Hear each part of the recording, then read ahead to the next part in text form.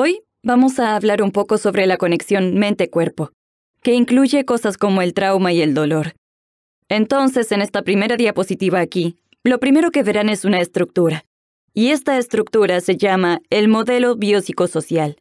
Y es una palabra larga, pero la conclusión más grande aquí es que los factores biológicos, los factores psicológicos y los factores sociológicos todos interactúan simultáneamente en varios niveles para afectar nuestro bienestar. Y muchos de ustedes probablemente comprenden esto.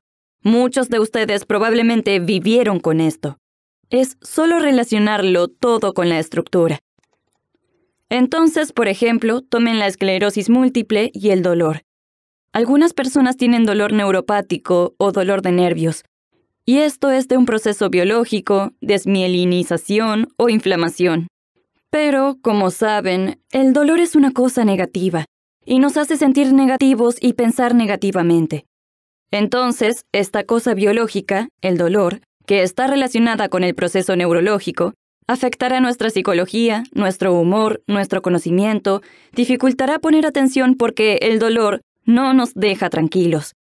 Podemos sentirnos irritables, podemos tener miedo o sentirnos tristes. Y cuando sentimos esas cosas, afecta cómo nos movemos en el área social. Entonces, puede ser que se aparten de la familia o de los amigos, o que estén más irritables con ellos. Cuando tenemos un cambio de humor, puede afectar nuestro patrón del sueño. Como saben, cuando se interrumpe nuestro sueño, esto impacta nuestra dieta por nuestro humor o estrés. Eso va a empeorar nuestros síntomas de esclerosis múltiple, ¿correcto? Cuando no duermen apropiadamente, cualquier síntoma biológico puede exacerbarse en el contexto de la fatiga. Entonces, traten de mantener en mente esta estructura mientras tenemos esta conversación y hablamos sobre algunos de estos factores, como el dolor y el trauma, durante la presentación. Siguiente diapositiva, por favor. Entonces, ¿qué es el dolor? Muchos de ustedes probablemente pueden describirlo si han tenido esa experiencia. Pero voy a hablar más sobre esto, más en un marco biopsicosocial. Entonces, la nociocepción es lo que pasa en el nivel biológico.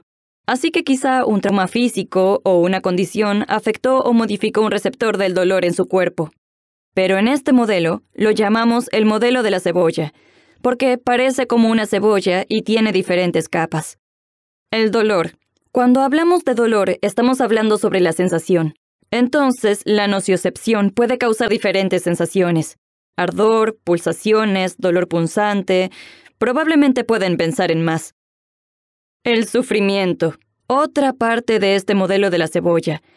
Es cómo el dolor interrumpe nuestras vidas, cómo afecta nuestro humor, cómo afecta nuestra calidad de vida, nuestra actividad, el duelo y la pérdida que vienen con el dolor. No podemos participar en actividades importantes de la manera que solíamos hacerlo, como el trabajo, o quizá como los pasatiempos con su familia o sus amigos. El comportamiento del dolor es cómo respondemos al dolor.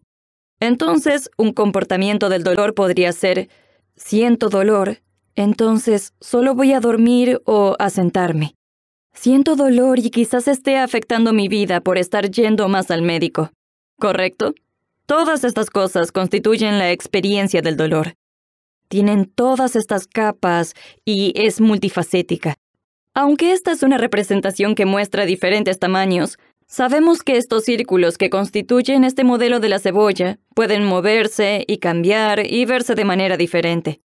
Entonces, por ejemplo, podemos tener una gran lesión o un gran daño de los nervios. Y puede que la sensación de dolor no sea equivalente a eso.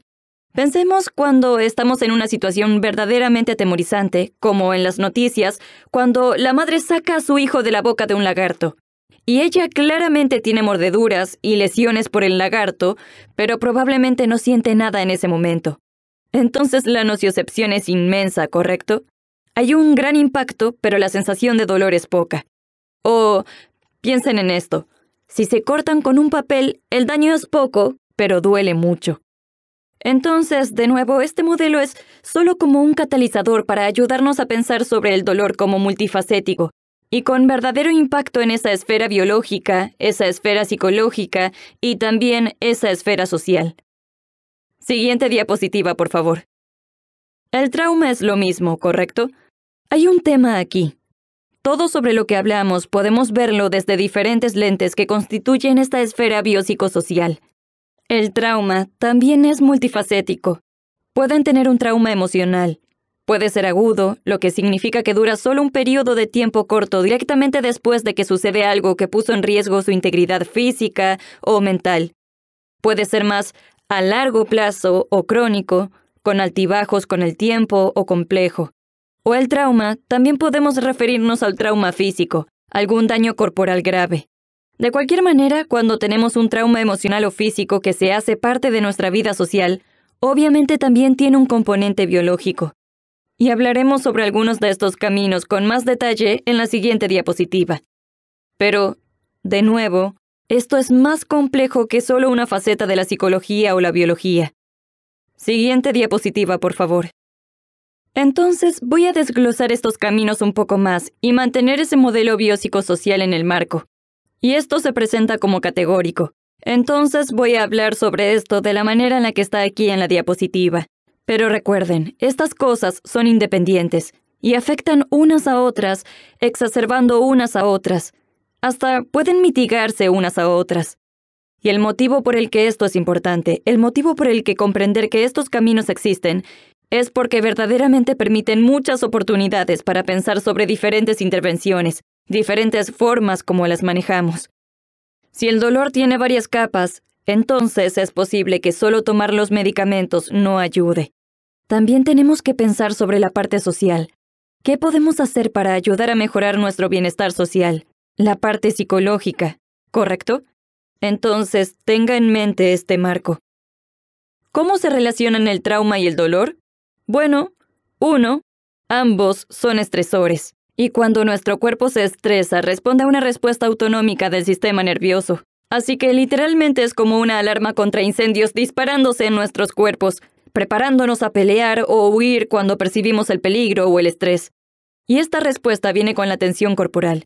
La tensión corporal hace que el dolor sea peor porque ahora tiene más tensión presionando sobre sus huesos y sus nervios, haciendo que se sientan más rígidos e incómodos, y afectan su actividad y su movimiento. También viene con hiperactivación para algunas personas. Por hiperactivación quiero decir, literalmente, sentirse inquieto, sentir adrenalina, sentirse alerta, poner más atención a sus problemas y a su angustia. Pero también, estar hiperactivado durante el día puede significar que no puedan conciliar el sueño. Y sabemos que el sueño es importante, pues tiene un efecto dominó y afecta a otras áreas de nuestras vidas. El trauma y el dolor disparan esta alarma en nuestros cuerpos para activar esta hiperactivación y esta tensión. El trauma y el dolor también afectan nuestro conocimiento. Entonces, generalmente, cuando tenemos un estresor como el trauma o el dolor, como resultado vamos a pensar sobre esto una y otra vez, ¿correcto? Somos solucionadores de problemas por naturaleza. Estamos diseñados para tratar de sobrevivir. Entonces, si nuestra atención está en el problema, si estoy pensando en mi dolor y pienso en mi trauma, esto va a empeorar mi humor. Va a disparar una alarma que hará que mi cuerpo piense que verdaderamente estoy en peligro y me pondrá más tenso e hiperactivado.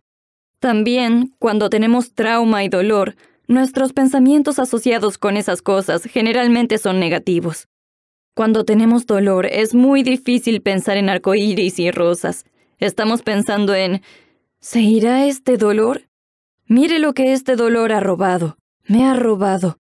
Lo mismo con el trauma. Cuando pensamos sobre el trauma, nos lleva en espiral a un pensamiento negativo. Y ese pensamiento negativo se asocia generalmente con humor negativo. Entonces, sentirse preocupado crónicamente, sentir tristeza intensa, sentirse impotente, sentirse frustrado, al igual que con nuestro comportamiento. Cuando tenemos esta respuesta al trauma y el dolor, como nuestros recursos van a mantener esa alarma encendida para hacernos pelear o huir, nuestro apetito cambia. Puede ser que no comamos nuestra dieta saludable habitual. Nuestra actividad puede cambiar, puede ser que nos desconectemos, puede interrumpir nuestro sueño. Hasta podemos ser más propensos a estrategias inadecuadas para soportar, ¿correcto? Beber más, fumar más, y entonces en realidad no pueden pensar sobre el dolor y el trauma en aislamiento. tienen que pensar sobre cómo están relacionados con su funcionamiento biológico, psicosocial y social. Entonces, pueden idear la mejor manera de afrontarlo. Siguiente diapositiva, por favor. Entonces, afrontar, superar, no hay una manera correcta o incorrecta de afrontar, ¿correcto? Todos tienen estrategias de afrontamiento diferentes.